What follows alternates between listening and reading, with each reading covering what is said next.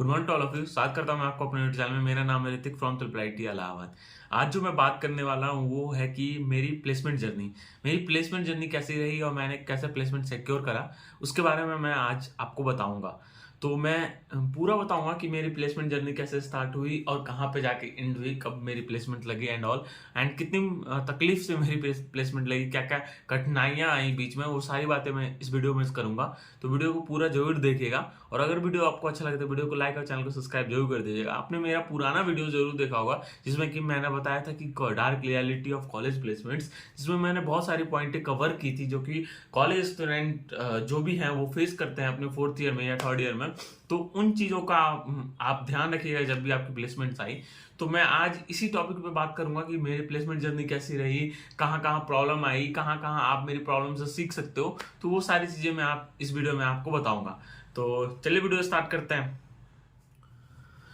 तो सबसे पहले अपन पॉइंट वाइज बात करेंगे। तो मैं आगे स्टोरी में आगे बढ़ने से पहले मैं आपको बताना चाहूंगा कि कॉलेज प्लेसमेंट्स में कैसे प्रोसेस कैसा होता है कि कंपनी कोई भी आती है कंपनी, तो वो कैसे प्लेसमेंट से कोई भी बच्चे को कैसे चुनती है। तो मैं सारा प्रोसेस बताने वाला हूँ। वो process different company to differ करती है, पर मोस्ट ऑफ द टाइम ये सेम होता है। तो मैं आज आपको बताने वाला हूँ पहले प्रोसेस। तो सबसे पहले प्रोसेस क्या होता है कि जब भी कोई कंपनी आती है तो वो एक ऑनलाइन टेस्ट रखती है। ऑनलाइन टेस्ट रखने के बाद उसमें से कुछ बच्चे को सिलेक्ट करती है एंड वो उसके सिलेक्टेड करने के बाद जो होता है हमारा शॉर्ट लिस्टेड अपन बोल सकते हैं। शॉर्ट लिस्टेड करने के बाद वो 2 3 या फिर 4, किसी में 5 राउंड ऑफ इंटरव्यूज होते हैं। उसमें इंटरव्यूज में कोई मतलब एक एचआर राउंड होता है, बाकी सब टेक्निकल से राउंड होते हैं, कोई कोडिंग राउंड होता है, डेवलपमेंट राउंड होता है एंड ऑल। सो ये ऐसे बटा होता है। तो आपको पता चला होगा कि कोई भी आप जब भी आपको अपने कॉलेज में बैठोगे तो ऐसा ही प्रोसेस होगा कि पहले आपको ऑनलाइन असेसमेंट देना होगा, फिर आपको शॉर्ट लिस्टेड करेंगे उसके हिसाब से, उसके बाद आप इंटरव्यूज दोगे, फर्स्ट इंटरव्यू सेकंड इंटरव्यू, जैसा भी कंपनी रखेगी इंटरव्यूज का टाइमिंग, इंटरव्यू जितने नंबर ऑफ इंटरव्यूज रखेंगे वैसे जो था हमारा आपको उतने राउंड ऑफ इंटरव्यूज देने पड़ेंगे।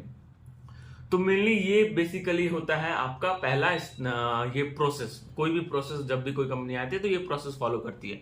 तो मेरी प्लेसमेंट जर्नी जो स्टार्ट हुई थी आपको, वो स्टार्ट हुई थी आपकी अगस्त में। अगर मेनली अगस्त में स्टार्ट हुई थी 2023 में। अगस्त से कंपनियां आने स्टार्ट कर जाती है। ट्रिपल आईटी इलाहाबाद में कंपनी आनी अगस्त से स्टार्ट कर जाती है, जुलाई अगस्त से कंपनी आनी स्टार्ट हो जाती है। तो मेरी प्लेसमेंट स्टार्ट हुई थी, मेरी प्लेसमेंट की जर्नी स्टार्ट हुई थी 2023 अगस्त से। एंड मैं प्रिपेयर करके रखा था कि अपन अच्छे से प्रिपेयर करेंगे, अपन अच्छे से ओए देंगे। ओए मींस ऑनलाइन असेसमेंट, अच्छे से ओए देंगे एंड क्लियर करेंगे ओए एंड इंटरव्यूज अच्छे से देंगे एंड अपने को पहले से प्लेसमेंट सिक्योर करना था। पर मैंने जैसा कि पहले ही बताया था अपने पहले पुराने वीडियो में कि ओए निकालना एक बहुत ज़्यादा टफ काम होता है कि आपको बहुत कम टाइम में रहते हैं और बहुत कम टाइम में बहुत ज़्यादा क्वेश्चन करने होते हैं। किसी मैं आपको बता देता हूँ पैटर्न ऑनलाइन असेसमेंट में। कभी कभी ऑनलाइन असेसमेंट में company only 2 3 question coding question पूछ लेती हैं, कभी 2 3 क्वेश्चन के साथ आपको सम एमसीक्यूज भी रहते हैं। तो वो डिफरेंट करता है कंपनी टू कंपनी। तो वो निकालना मेरे को लग रहा था मैं निकाल लूंगा एंड अच्छे से मेरे कोडिंग आती थी। पर मैंने जब ऑनलाइन असेसमेंट देना स्टार्ट किया तो मान लीजिए 4 क्वेश्चन आ रहे हैं, मैं उसमें से 3 क्वेश्चन बना रहा हूँ या 3.5 क्वेश्चन भी बना रहा हूँ, फिर भी मेरी शॉर्ट लिस्टिंग नहीं आती थी क्योंकि लोग जो था हमारा वो 4 क्वेश्चन बना लेते थे उतने ही टाइम में। अगर 4 क्वेश्चन नहीं बना रहे हैं फिर भी वो 3.5 भी बनाते थे तो मेरे से पहले बना लेते थे, तो मेरी शॉर्ट लिस्टिंग ही नहीं आती थी।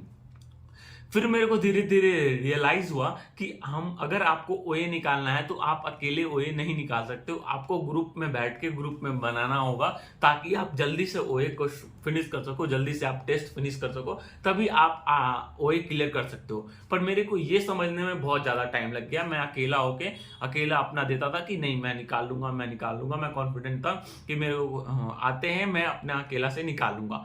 पर मेरा ऐसा नहीं हुआ। मैं जुलाई अगस्त बीता, सितंबर बीता, अक्टूबर बीता, नवंबर बीत गया, तब जाके मेरे को रियलाइज हुआ कि ग्रुप में देना चाहिए एंड ऐसे हम नहीं निकाल सकते ओए।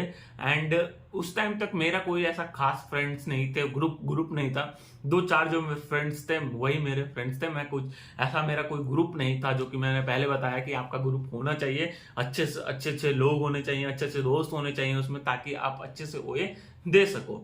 तो ये मेरा पहला गलती था जो मैं मिस करता हूँ, कि मेरे पास भी अगर मैं ग्रुप में होता अच्छे से, तो मैं अच्छे से पहले ओए निकाल लेता और मेरी प्लेसमेंट पहले सिक्योर हो जाती। पर मेरा ओए नहीं निकल रहा था, एंड मैं नहीं दे पा रहा था, मैं इंटरव्यू ही नहीं दे पा रहा था, तो बाकी की प्रोसेस कैसे हो सकती थी। तो ऐसे चलता गया, नवंबर बीत गया, फिर दिसंबर में मेरी कुछ कंपनियां आई जिसमें कि मेरी शॉर्ट लिस्टिंग आई। दिसंबर तक जो था हमारा, बहुत जो ग्रुप में है जिनका अच्छा सा, जिनको मान लीजिए जिनको बहुत कुछ आता है वो तो हो ही गए हैं, पर जिनको कुछ नहीं आता पर उनका ग्रुप अच्छा है, उनकी भी प्लेसमेंट लग चुकी थी। तो वो एक जो आपको लगता है ना कि यार मेरे को तो इससे ज्यादा आता है पर मेरे को अभी तक प्लेसमेंट नहीं लगी, पर इनकी प्लेसमेंट लग गई, तो आपको बहुत गंदा फील होता है। तो मेरे को वही वो गंदा फील हो रहा था, पर क्या ही कर सकते हैं। फिर मेरे को दिसंबर में 1-2 कंपनी में शॉर्ट लिस्टिंग आई, एंड मैंने उसमें देने की कोशिश करी, इंटरव्यूज देने की कोशिश करी। तो जो एक कंपनी थी उसमें ऐसा था कि आपको 2 राउंड ऑफ कोडिंग इंटरव्यूज होंगे, उसमें आपको एक कोडिंग क्वेश्चन दिया जाएगा इंटरव्यू में, एंड आपको वो सॉल्व करने हैं। मैंने पहले राउंड में भी एक क्वेश्चन था जिसमें कि 15 टेस्ट केसेस थे, मैंने 12 टेस्ट केसेस पास कर दिए थे। एंड दूसरे राउंड में भी 5 टेस्ट केसेस थे, मैंने 3 टेस्ट केसेस पास कर दिए थे। मेरे को लग रहा था कि अच्छा होगा, इंटरव्यूअर भी मेरे को अच्छा बोला था, मैंने उनको समझाया भी, एंड मैंने उसको और ऑप्टिमाइज कर सकता था, पर टाइम के कंस्ट्रेंट के हिसाब से मैंने उनको और ऑप्टिमाइज नहीं कर पाया, जिसकी वजह से बस 2-2 टेस्ट केसेस मेरे रह गए। तो फिर मैंने उनसे बोला कि मैं उनको प्रोसेस बता दिया सब कुछ। इंटरव्यू मेरे को देख के खुश लग रहे थे कि हाँ हो गया, मतलब अच्छा है। तो फिर मेरे को लग रहा था कि फील हो रहा था कि इसमें मेरा हो जाएगा, एंड आगे एचआर राउंड में मैं प्रमोट हो जाऊंगा, पर उसमें भी मेरे को नहीं हुआ। एंड फिर मेरे को एक बहुत बड़ा झटका लगा कि यार एक इंटरव्यू में गया हूं मैं, एंड उसमें भी अच्छा अपना पूरा अच्छा करने की कोशिश करी, फिर भी मेरा इंटरव्यू क्लियर नहीं हुआ। पर क्या ही कह सकते हैं, ये एक लक की बात होती है। आपको लक बहुत ज्यादा इंपॉर्टेंट रखता है। अगर आप प्लेसमेंट में बैठ रहे हो, कॉलेज प्लेसमेंट में लक बहुत इंपॉर्टेंट होता है। तो अगर आपकी लक है तो आप अच्छा कर पाओगे। तो ये था मेरा पहला इंटरव्यू का सिनेरियो पूरा। फिर एक और कंपनी में मेरी शॉर्ट लिस्टिंग आई, जिसमें कि था, लेकिन उसमें प्रॉब्लम थी कि मेरा जो भी कोडिंग का था वो सब C++ में था, पर उस कंपनी को चाहिए था पाइथन में। पर फिर भी मैंने ओए निकाला, ओए दिया। उसके बाद इंटरव्यू राउंड में मेरे को पता था कि ये पाइथन में ही देना होगा, तो मेरे को पाइथन बेसिक्स पढ़ के गया था मैं। एंड मैं सोचा था कि अगर डी से क्वेश्चन पूछेगा तो फिर मैं उसको C++ में लिख के फिर उसको कन्वर्ट करके मैं पाइथन में बता दूंगा। फिर ऐसा ही मेरे को डीएस से क्वेश्चन, पहले तो बेसिक्स क्वेश्चन पूछे पाइथन के, जो कि मैंने बता दिए, जो मैं पढ़ के गया था। फिर उन्होंने डीएस से क्वेश्चन पूछा, एंड मैंने उसको C++ में कन्वर्ट लिख के खुद से ऐसा मन में, उनको दिखा के नहीं, एंड उसको फिर पाइथन में कन्वर्ट करके मैंने उनको बताया सॉल्यूशंस। बट आई नो कि वो पता नहीं क्या हुआ उनको, बट मैंने सारे क्वेश्चन जो था मैंने उनको सॉल्व करके बता दिए सब कुछ। पर एक कॉन्फिडेंस नहीं आता है। अब जिस चीज में आप कर रहे हो, अब मेरा C++ था तो मैं C++ में ज्यादा कॉन्फिडेंट था, पर पाइथन में मैं उतना कॉन्फिडेंस नहीं था।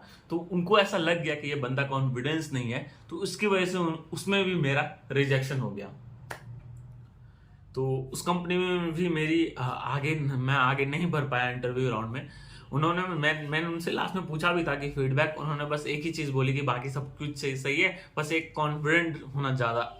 कॉन्फिडेंट चाहिए, एक कॉन्फिडेंट थोड़ा सा और होना चाहिए था। आप जैसे कि आपको पता है कि मैं C++ में था, मैंने इंटरव्यूज पाइथन में दिए, तो थोड़ा सा कॉन्फिडेंस डाउन था मेरा, पर मैंने आंसर सबके दिए थे। मैं सोच रहा था कि एक राउंड में एक्स्ट्रा तो कर देंगे, मैं अगले राउंड में और अच्छा से और अच्छे कॉन्फिडेंस होके दूंगा, पर उन्होंने नेक्स्ट राउंड में भी मेरे को प्रोसीड नहीं करा।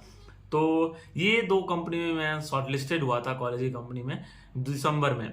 उसके बाद और भी बहुत सारी कंपनियां आई, पर मैं अपना पूरा कोशिश करता था कि मैं वही निकालूं, शॉर्ट लिस्टिंग हो, पर मेरा नहीं हो रहा था।